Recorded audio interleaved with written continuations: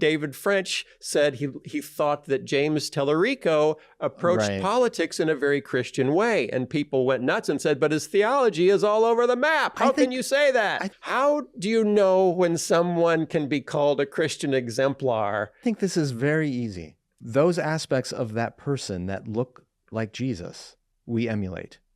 And the things that don't, we don't. But is it a good person or a bad person? We need labels on people. So when James Talarico displays qualities that reflect Jesus and his kingdom in the public square, you go, wonderful. I love that. I want to emulate that.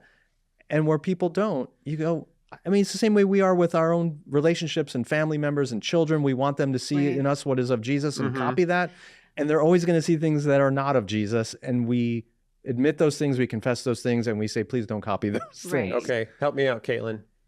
Well, I mean, I agree with Skye. I think the other thing to consider is who is being upheld as an example in terms of their action, behavior, interactions with people, and who is being upheld as a teacher.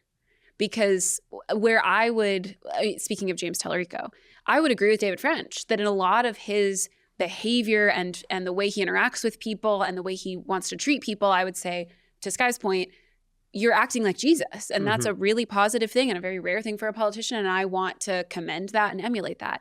When he moves into, which he sometimes does, teacher about what Christianity believes and means and how it should apply to politics, and I might agree with some of the things he says and I might disagree with some of the things he says. But when it comes to teaching, I'm evaluating it in terms of how much to trust him as a teacher. Yeah. But I'm not going, if you teach something wrong, that automatically means the character wasn't there. It's important to acknowledge that the inverse can also be true. Yes. And it often is. Yes. There are people out there who may well teach accurate doctrines or properly teach the scriptures who the fruit of their life is clearly not the fruit of the Spirit of God. Do not emulate how they are as a person, their character, their actions. Do we utilize their teaching? Sometimes. Sometimes, yeah.